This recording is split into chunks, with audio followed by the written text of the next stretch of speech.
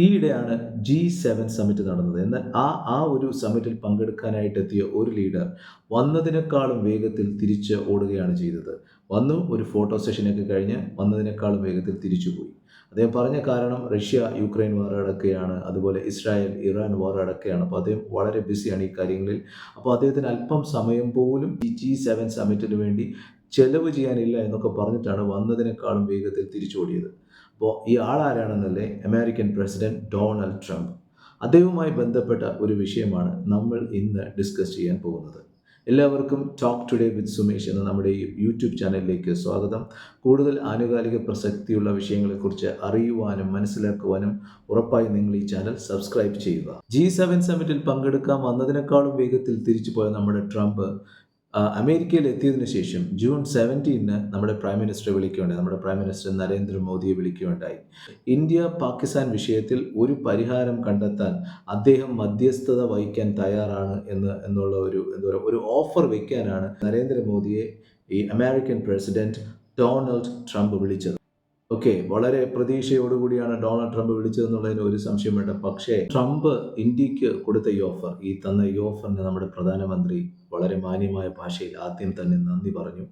അതിനുശേഷം നമ്മുടെ പ്രധാനമന്ത്രി ശ്രീ നരേന്ദ്രമോദി വളരെ ശക്തമായി തന്നെ ഡൊണാൾഡ് ട്രംപിനോട് പറഞ്ഞു, ഇന്ത്യ പാകിസ്ഥാൻ വിഷയമെന്ന് പറഞ്ഞത് ഒരു ബൈലാറ്ററൽ ഇഷ്യൂ ആണ്. എന്ന് വെച്ചാൽ ഇത് രണ്ട് രാജ്യങ്ങളും തമ്മിൽ ചർച്ച ചെയ്ത് പരിഹരിക്കേണ്ട ഒരു വിഷയമാണ്. ഇതിനകത്ത് മൂന്നാമതൊരു കക്ഷിക്ക് ഇടപെടാനുള്ള ഒരു സ്പേസും ഇല്ല എന്നും, ഇനി ഈ ഒരു വിഷയത്തിൽ ഇതുവരെയ്ക്കും കഴിഞ്ഞ കാലങ്ങളിലൊന്നും ഇന്ത്യ ഒരു മധ്യസ്ഥത അനുവദിച്ചിട്ടില്ല, ഇപ്പോഴും അനുവദിക്കുന്നില്ല, ഇനി വരും കാലങ്ങളിലും ന്യൂഡൽഹി ഇങ്ങനെ ഒരു ഓഫർ അല്ലെങ്കിൽ ഇങ്ങനെ ഒരു മധ്യസ്ഥത ഒരിക്കലും അനുവദിക്കാൻ പോകുന്നില്ല എന്ന് തന്നെ വളരെ ശക്തമായി ട്രംപിനോട് പറഞ്ഞു. ഇന്ത്യ US വ്യാപാര കരാറിനെ പറ്റിയോ പാകിസ്ഥാൻ ഇന്ത്യ വിഷയത്തിലെ മധ്യസ്ഥതയെക്കുറിച്ചോ യാതൊരു വിധത്തിലുള്ള ചർച്ചകളും ഇന്ത്യയും അമേരിക്കയുമായി നടത്തിയിട്ടില്ല എന്നും ഈ വിഷയങ്ങളെക്കുറിച്ച് സംസാരിക്കവേ ഇന്ത്യയുടെ വിദേശകാര്യ സെക്രട്ടറി വിക്രം മിശ്രി പറയുകയുണ്ടായി. ഇന്ത്യൻ പ്രധാനമന്ത്രി അതിഥിയായി പങ്കെടുക്കുന്ന G7 സമ്മിറ്റിൽ ഇരു നേതാക്കൾക്കും കൂടിക്കാഴ്ചകൾ നടത്താൻ കഴിയാത്തതിനെ തുടർന്ന് ട്രംപിന്റെ നിർബന്ധപ്രകാരമാണ് ചൊവ്വാഴ്ച വളരെ വൈകിയും ഇരു നേതാക്കളും ഫോണിൽ സംസാരിച്ചതെന്ന് വിക്രം മിശ്രി പറഞ്ഞു. കാശ്മീർ എന്ന് പറയുന്നത് ഒരു ഭൂമിയെ സംബന്ധിച്ചുള്ള ഒരു തർക്ക വിഷയമല്ല. നിയമപരമായും ധാർമ്മികമായും ചരിത്രപരമായും കാശ്മീർ ഇന്ത്യയുടെ അവിഭാജ്യ ഘടകമാണ്. ഇത് ലോകത്തിലെ എല്ലാ രാജ്യങ്ങൾക്കും അറിയാം. എന്നിരുന്നാലും ചില രാജ്യങ്ങൾ ഇതിൻ്റെ ഇടയിൽ കയറി കളിക്കാറുണ്ട്. ഇതുപോലൊരു സമാനമായ ഓഫർ 2019 ഡൊണാൾഡ് ട്രംപ് മുന്നോട്ട് വെച്ചിരുന്നു. അന്നും ഇന്ത്യ അത് നിരാകരിക്കുകയാണ് ചെയ്തത്. എന്തുകൊണ്ടാണ് ഇന്ത്യ ഈ വിഷയത്തിൽ മധ്യസ്ഥത അംഗീകരിക്കാത്തത്? മധ്യസ്ഥത എന്ന് പറയുമ്പോൾ ഇത് പുറത്തുനിന്ന് മറ്റൊരാൾ പരിഹരിക്കേണ്ട തർക്ക വിഷയമാണ് എന്നാണ് അതിനർത്ഥം. ഇന്ത്യയെ സംബന്ധിച്ചിടത്തോളം കാശ്മീർ എന്ന് പറയുന്നത് ഒരു തർക്ക വിഷയമല്ല. കാശ്മീർ ഇന്ത്യയാണ്, ഇന്ത്യ കാശ്മീരാണ് എന്നുള്ളതാണ് ഇന്ത്യയുടെ വാദം. ഇന്ത്യയുടെ സ്റ്റാൻഡ് അങ്ങനെയായിരിക്കുമ്പോൾ പിന്നെ എന്ത് മധ്യസ്ഥത?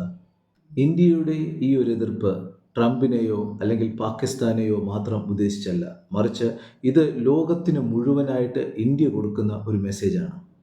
1947 ഇന്ത്യയല്ല ഇന്നത്തെ ഇന്ത്യ.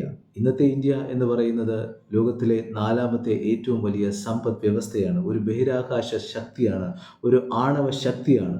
നമ്മുടെ സൈനികർ നമ്മുടെ അതിർത്തികളെ സമാനതകളില്ലാത്ത ധൈര്യത്തോടെയാണ് കാക്കുന്നത്. കൂടാതെ നമ്മുടെ നയതന്ത്രജ്ഞർ സമാനതകളില്ലാത്ത വ്യക്തതയോടെ ലോകത്തിനു മുന്നിൽ നമ്മുടെ ശബ്ദം ഉയർത്തുന്നു. അതുകൊണ്ടാണ് ഞാൻ പറഞ്ഞത് 1947 ഇന്ത്യയല്ല ഇപ്പോഴത്തെ ഇന്ത്യ എന്ന്. മധ്യസ്ഥത ഇല്ല എന്ന് ഇന്ത്യൻ പ്രധാനമന്ത്രി പറയുമ്പോൾ അദ്ദേഹം ലോകത്തോട് പറയുന്നത് ഇന്നത്തെ ഇന്ത്യ സ്വന്തം തീരുമാനങ്ങൾ എടുക്കുവാൻ സ്വയം പര്യാപ്തമാണ് എന്നാണ്. ഇന്ത്യയുടെ സ്റ്റാൻഡ് അങ്ങനെയായിരിക്കുമ്പോൾ പിന്നെ എന്ത് മധ്യസ്ഥത?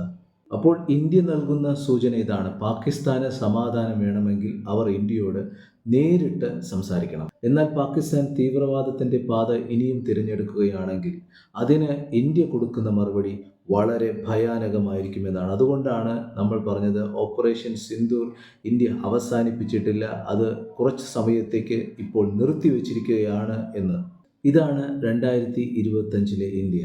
ആത്മനിർഭരത, സ്വയം പര്യാപ്തത, ആരുടെ മുന്നിലും തലകുനിക്കാത്ത ഒരു രാഷ്ട്രം. അതാണ് ഇന്നത്തെ ഇന്ത്യ.